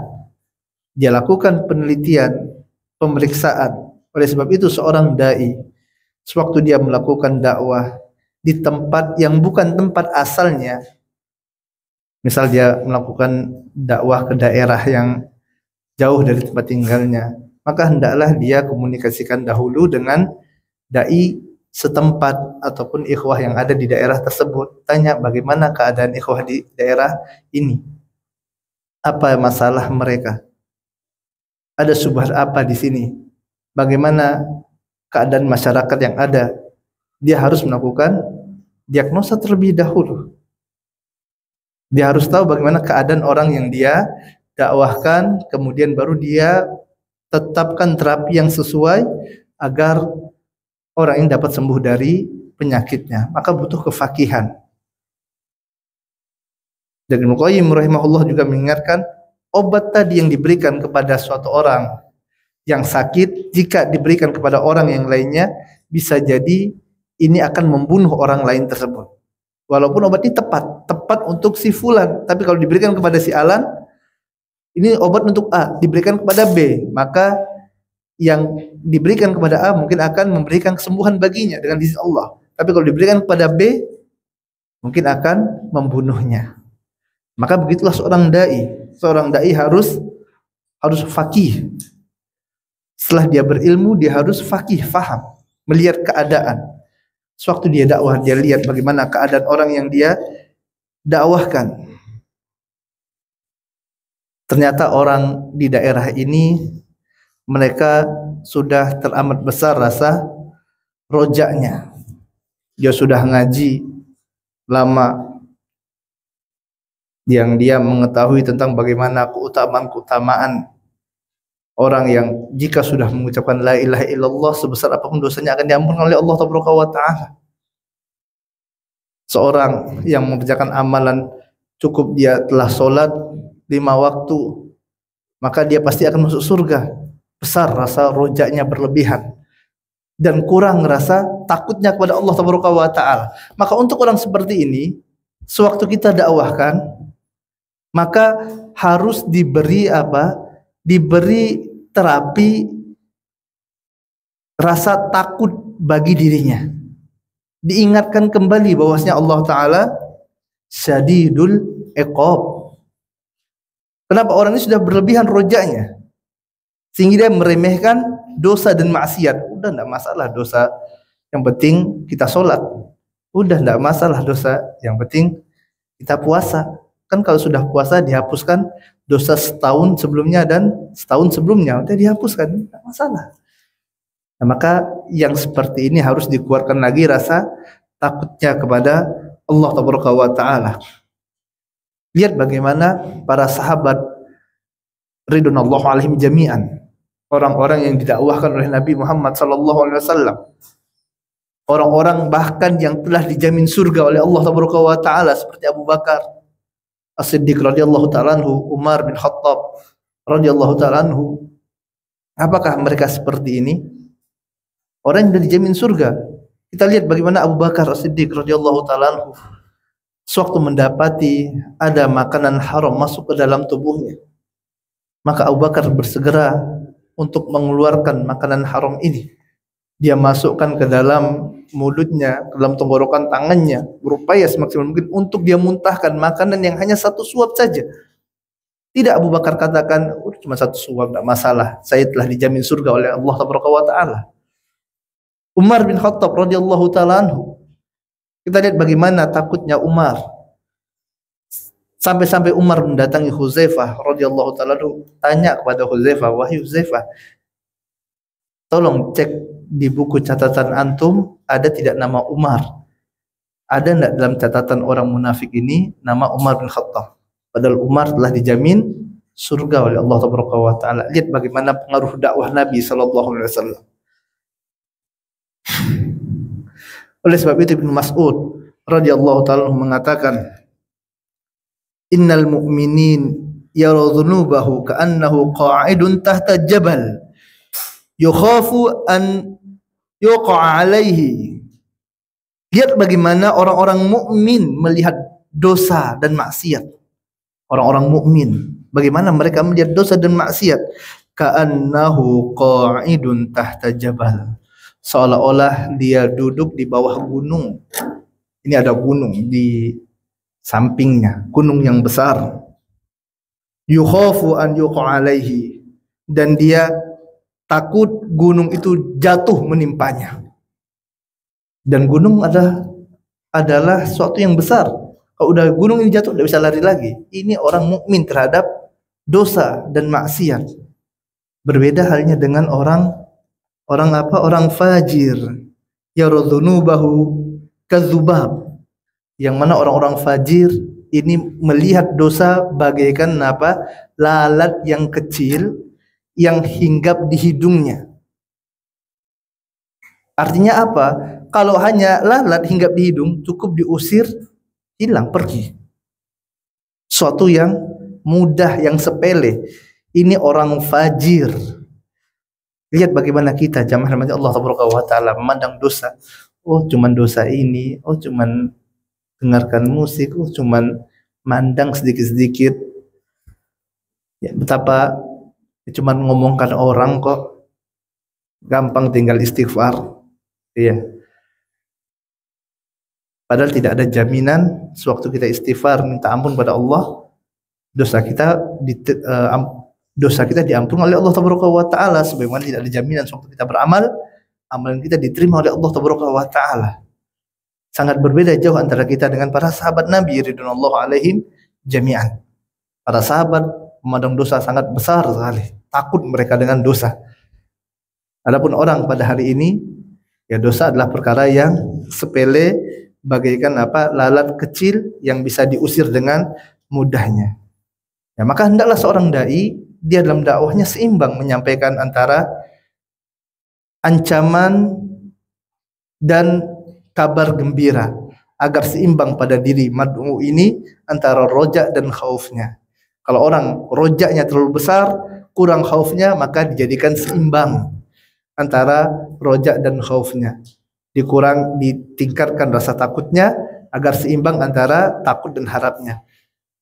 Jika ada orang yang rasa takutnya berlebihan, terlalu besar, rojaknya kecil, maka dijadikan seimbang. Diingatkan lagi tentang rahmat Allah, diingatkan lagi tentang Allah, bagaimana Allah ini memiliki sifat Tawwabur Rahim. Allah itu Maha penerima taubat. Agar apa? Agar kembali seimbang antara rojak dan khaufnya, antara takut dan harap pada diri orang ini. Makanya tadi kita katakan, ya seorang dai harus jeli, harus faqih melihat keadaan mad'u yang akan dia dakwahkan. Nah.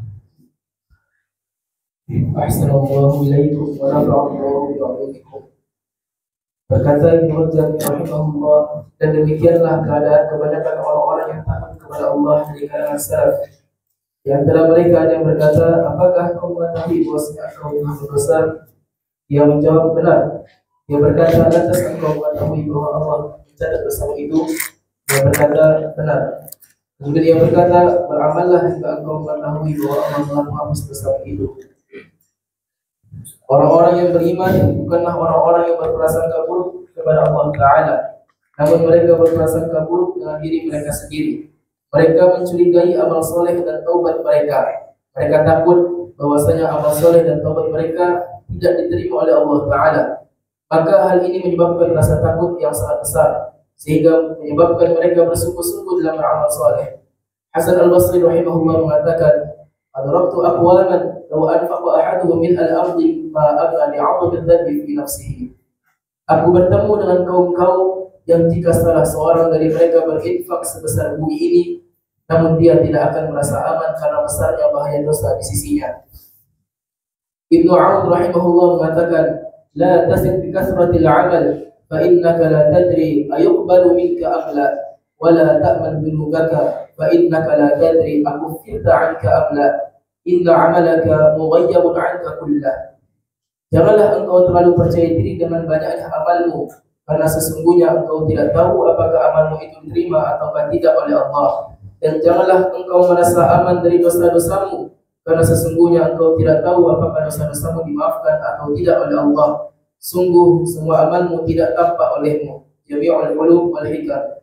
Ibnu Battal rahimahullah mengatakan, hendaklah seorang mukmin merasa sangat takut kepada Allah atas segala dosa yang dia lakukan, baik itu dosa kecil apalagi dosa besar. Karena Allah terkadang mengadab seseorang karena dosa kecil. Sesungguhnya Allah Ta'ala tidak ditanya tentang apa yang ia lakukan. Maha suci Allah. Ini adalah sifat orang-orang yang beriman, yang mana mereka tidak pernah memandang remeh perbuatan dosa dan maksiat. Berbeda halnya dengan orang-orang fajir, yang mereka menganggap dosa dan maksiat adalah perkara yang enteng. Ibnu Hajar rahimahullah menjelaskan terkait perumpamaan orang-orang fajir terhadap dosa yang mereka lakukan adalah bagaikan lalat. Dosa di sisi mereka terasa sangat ringan, enteng dan gampang. Mereka tidak meyakini bahwa dosanya akan mengakibatkan bahaya yang besar, sebagaimana tidak bahayanya seekor lalat yang kecil. Dan demikianlah ia mengusir lalat dengan mudahnya. Ibnu Abi Hamzah rahimahullah mengatakan, sedikitnya rasa takut terhadap dosa pada diri seseorang dan ringannya dosa-dosa tersebut di sisinya, ini merupakan tanda akan kefajirannya. Ibnu Abi Hamzah rahimahullah juga mengatakan, dan hikmah penyerupaan dosa-dosa di mata orang fajir dengan seekor lalat adalah karena lalat merupakan hewan terbang yang paling ringan dan yang paling hina. Lalat merupakan hewan yang sering kelihatan dan sangat mudah untuk diusir. Penyebutan hidung untuk penekanan yang menunjukkan keyakinan orang fajir tersebut akan ringannya dosa di sisi mereka. Karena lalat jarang hinggap di hidung, akan tetapi biasanya hinggap di mata. Dan isyarat tangannya merupakan penekanan akan ringannya dosa tersebut, karena dengan ukuran yang ringan ini, hanya dengan mengipaskan tangan di atas hidungnya, bisa terhindarkan dari gangguan lalat tersebut. Al-Muhib Al-Qudari mengatakan, dan orang fajir sedikit ma'rifatnya kepada Allah, oleh karena itu sedikit rasa takutnya. Dampaknya adalah dia akan meremehkan kemaksiatan. Terima kasih. Usul kedua, as-sabru, sabar. As-sabru atau sabar secara bahasa berarti al-habsu, yaitu menahan diri. Sedangkan sabar secara syar'i adalah menahan diri dalam 3 perkara: dalam ketaatan kepada Allah, dalam meninggalkan hal-hal yang diharamkan, dan dalam takdir Allah yang dirasa pahit atau musibah. Dalam menjalani kehidupan seorang hamba senantiasa membutuhkan kesabaran. Sabar merupakan kewajiban bagi seorang hamba. Allah Ta'ala berfirman, ya ayyuhalladzina amanu isbiru wasabiru warabitu wattaqullaha la'allakum tuflihun. Wahai orang-orang yang beriman, bersabarlah kalian dan kuatkanlah kesabaran kalian, dan tetaplah kalian bersiap siaga di perbatasan negeri, dan bertakwalah kepada Allah supaya kalian beruntung. Quran surah Ali Imran ayat 200. Al-Hasan Al-Basri rahimahullah berkata, mereka diperintahkan agar bersabar di atas agama yang telah Allah Ta'ala ridhai untuk mereka, yaitu agama Islam. Jangan sampai mereka meninggalkannya dengan sebab senang atau susah, sengsara atau sejahtera, sehingga mereka bisa mati dalam keadaan sebagai orang-orang Islam. Dan agar mereka menambah kesabaran dalam menghadapi musuh-musuh yang menyembunyikan agama mereka. Sabar yang ada pada diri seseorang menunjukkan kepada kekuatan amaliyah. Kuat tidaknya seorang hamba dapat terlihat dari kesabaran yang ada pada dirinya. Dalam suatu hadis disebutkan Rasulullah sallallahu alaihi wasallam bersabda, "Laisa asy-syadidu bis-sur'ah, innama asy-syadidu alladhi yamliku nafsahu 'inda al-ghadab." Bukanlah orang yang kuat yang sebenarnya dengan selalu mengalahkan lawannya dalam perkelahian, tetapi orang kuat yang sebenarnya adalah yang mampu mengendalikan dirinya ketika marah. Inilah kekuatan yang terpuji dan mendapat keutamaan dari Allah Ta'ala. Kekuatan ini sangat sedikit dimiliki oleh manusia. Sabar adalah senjata yang harus dimiliki oleh seorang da'i. Sabar dalam menuntut ilmu, sabar dalam membahas suatu hukum dalam syariat, sabar dalam meninggalkan maksiat, sabar ketika dihina dan disakiti, sabar untuk dapat melihat jalan tengah tawassut dalam suatu permasalahan, sabar dalam memilih jalan mana yang lebih dibutuhkan oleh umat. Seorang da'i harus sabar dalam mengorbankan waktunya untuk umat, sabar sebagaimana sabarnya para nabi dan rasul. Allah Ta'ala berfirman, "Fasbir kama sabara ulul azmi minar rusul." Bersabarlah seperti orang-orang yang mempunyai keteguhan hati dari rasul-rasul yang telah bersabar. Para Nabi dan Rasul alaihi wassalam adalah orang-orang yang keseharian mereka selalu disibukkan dengan dakwah dan kesabaran. Sabar dalam mengajak umat kepada Allah Ta'ala. Allah Ta'ala latih kesabaran mereka. Di antara bentuk latihan kesabaran tersebut adalah Allah jadikan mereka pernah menjadi pengembala kambing. Dalam suatu hadis dari Abu Hurairah radhiyallahu anhu, Rasulullah sallallahu alaihi wasallam bersabda, "Ma ba'athallahu nabiyyan illa ra'al ghanam." Faqala ashabuhu wa anta faqala ashabuhu wa anta faqala na'am kuntu ar'aha 'ala qarariyat li ahli Makkah. Tidak ada nabi kecuali pernah menjadi pengembala kambing. Mereka para sahabat bertanya, apakah engkau juga wahai Rasulullah? Beliau berkata, iya, saya telah mengembala dengan imbalan beberapa qirat atau dinar dari penduduk Mekah. Ibnu Hajar rahimahullah menyebutkan di antara hikmah di balik pengembalaan kambing sebelum masa kenabian tiba adalah agar mereka terbiasa mengatur kambing yang nanti dengan sendirinya mereka akan terbiasa menangani problematika umat manusia. Jika seseorang sukses mengembala kambing, maka nantinya akan mudah baginya untuk mengatur manusia, yaitu kelak saat mereka menjadi seorang nabi. Dengan mengembala kambing, seseorang akan dilatih untuk sabar dalam menyantuni dan mengayomi. Karena ketika kambing dalam jumlah banyak lantas terpisah, maka harus ada kemampuan untuk mengatur kambing-kambing tersebut. Kambing ada yang sifatnya taat dan ada yang membangkang. Maka dengan ini akan ada pengalaman mengatur orang yang punya tabiat yang berbeda. Demikianlah yang disebut oleh Ibnu Hajar rahimahullah dalam kitabnya Fathul Bari. Para nabi dan rasul mereka adalah manusia-manusia terbaik dan sudah dilatih sedemikian rupa untuk dapat sabar dalam dakwah. Dakwah akan menghabiskan banyak waktu, tenaga, pikiran, bahkan harta. Maka begitu pula para dai. Mereka adalah orang-orang yang mengikuti pekerjaan para nabi dan rasul. Maka mereka harus menjadi seorang yang tangguh dan sabar. Dai bukanlah seorang anak manja yang cengeng, malas dan suka mengeluh. Ini bukan karakter seorang dai yang baik.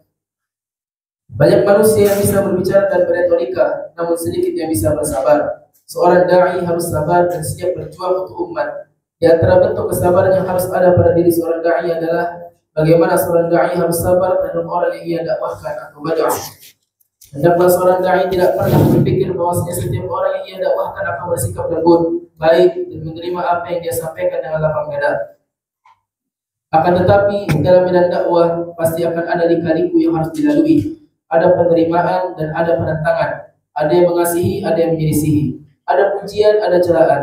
Dai memiliki dua musuh, yaitu syaitan dan hawa nafsu. Di sana akan ada ahlu ta'at dan ahlu maksiat. Ada ahlu sunnah dan ahlu bid'ah. Dan ada ahlu tauhid dan ada ahlu syirk. Maka seorang dai harus siap dengan segala keadaan yang akan menimpanya dalam dakwanya. Hendaklah seorang dai tidak marah ketika dirinya dicela, akan tetapi marahlah ketika agama Allah yang dicela. Teruslah berdakwah di atas al-haq, kebenaran walaupun hanya sedikit yang mengikutinya. Seorang dai hendaknya menyeru manusia dengan yakin. Al-yaqin ada sesuatu yang bersumber dari Al-Quran dan As-Sunnah. Kemudian bersabarlah dalam mendakwahkannya. Hilangkan fitnah yang banyak tersebar di tengah manusia. Hari ini begitu banyak fitnah tersebar. Dia merupakan tipu daya iblis dalam menyelesaikan manusia. Ingatkan manusia akan tipu daya ini. Sampaikanlah kepada mereka, walaupun akan ada penentangan dari orang-orang yang menyimpang. Diterima atau ditolaknya dakwah bukan patokan kebenaran. Sebagaimana banyaknya pengikut dalam dakwah bukan patokan kesuksesan. Bahkan Nabi saja yang mereka adalah manusia-manusia terbaik pilihan Allah Ta'ala. Orang-orang yang memiliki kedudukan mulia, bahkan kedudukan Nabi lebih tinggi daripada ulama. Manusia sebaik mereka ini pun ternyata ada penentang, dan ketika dakwah ada yang tidak ada pengikutnya. Rasulullah sallallahu alaihi wasallam menyampaikan dalam sabdanya, "Ra'aitu an-nabiyya wa ma'ahu ruhaitu wan nabiyya ma'ahu rajul wa rajulani wan nabiyya laysa ma'ahu ahadun." Aku melihat seorang nabi yang hanya memiliki beberapa pengikut, 3 sampai 9 orang. Ada juga nabi yang hanya memiliki 1 atau 2 orang pengikut. Bahkan ada nabi yang tidak memiliki pengikut sama sekali. Hadis yang mulia ini menunjukkan kepada kita bahwa tidak selamanya banyaknya jumlah pengikut, banyaknya jamaah, banyaknya followers atau banyak subscriber menjadi barometer kebenaran. Hal ini tidak menunjukkan keberhasilan dakwah, namun yang menjadi patokan adalah kesesuaian dakwah dengan Al-Quran dan As-Sunnah. Janganlah kalian berhenti dalam berdakwah ketika mendapati ada penolakan atau fitnah. Tetaplah berdakwah dan bersabarlah atas segala macam bentuk gangguan. Janganlah kalian sibukkan diri dengan mencari keridhaan manusia, karena ridho manusia adalah angan-angan yang tidak akan ada habisnya. Dalam kitab Hilyatul Awliya, Imam Syafi'i rahimahullah berkata, "Ridhun nas ghayatun la tudrak, fa'alaika bima yasluhuka, falzimhu fa innahu la sabila ila ridha. Ridha manusia merupakan tujuan yang tidak bisa diraih, maka cukup bagimu melakukan sesuatu yang mendatangkan kemaslahatan bagi dirimu. Lazimilah perkara tersebut, karena sungguh tidak ada cara untuk mendapatkan ridha manusia. Para ahli hikmah berkata, ridha manusia merupakan tujuan yang tidak bisa diraih, sedangkan ridha Allah merupakan tujuan yang tidak boleh ditinggalkan. Maka tinggalkanlah apa yang tidak bisa diraih dan raihlah apa yang tidak boleh ditinggalkan. Seorang pujangga berkata, kalamun nas la yantahi wa in fa'alta ghairu manhi. Celotehan manusia tidak akan ada habis-habisnya walaupun engkau melakukan hal yang tidak dilarang. Tidak mungkin seseorang bisa memenuhi semua permintaan manusia, namun yang harus dicari adalah ridha Allah semata. Jangan sampai mencari ridha manusia lantas membuat Allah murka. Suatu ketika ibunda kita Aisyah radhiyallahu anha pernah menuliskan surat kepada Muawiyah radhiyallahu anhu berisi sabda Nabi sallallahu alaihi wasallam, "Badal tamas ridha Allah bi sakhatin nas kafahu Allah mu'natan nas wa man iltamas ridha an-nas bi sakhatillah wakalahu Allah ila nas."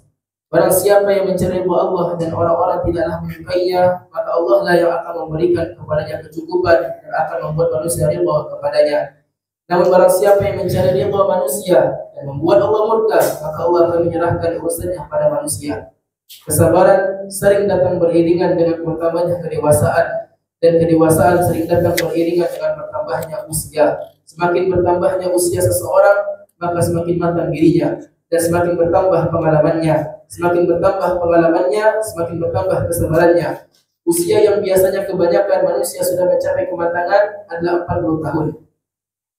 Allah Ta'ala berfirman, وَوَصَّيْنَا الْإِنسَانَ بِوَالِدَيْهِ إِحْسَانًا حَمَلَتْهُ أُمُّهُ كُرْهًا وَوَضَعَتْهُ كُرْهًا وَحَمْلُهُ وَفِصَالُهُ 30 شهرا حتى إذا بلغ أشده وبلغ 40 سنة. Telah kami wasiatkan kepada manusia agar mereka berbuat baik kepada dua orang, ibu dan bapaknya. Ibunya telah mengandungnya dengan susah payah dan melahirkannya dengan susah payah pula. Mengandungnya sampai menyapinya selama 30 bulan. Sehingga apabila dia telah dewasa dan umurnya telah sampai 40 tahun. Al-Ahqaf ayat 15. Berkata Al-Imam Al-Qurtubi rahimahullah, orang yang telah mencapai usia 40 tahun, maka ia telah mengetahui besarnya nikmat yang telah Allah anugerahkan kepadanya, juga kepada kedua orang tuanya, sehingga ia terus mensyukurinya. Berkata Al-Imam Ibnu Katsir rahimahullah, ketika seseorang berada dalam usia 40 tahun, maka sempurnalah akal, pemahaman dan kelembutannya. Berkata Al-Imam Asy-Syaukani rahimahullah, dan para ulama pakar tafsir mengatakan bahwa tidaklah seorang nabi diutus melainkan mereka telah berusia 40 tahun. Usul yang kedua adalah as-sabru, dan dia merupakan senjata yang kedua bagi seorang dai. Yang pertama adalah al-yakin, kemudian yang kedua adalah as-sabru, yaitu sabar. Secara bahasa, as-sabru berarti al-habsu, yaitu menahan diri.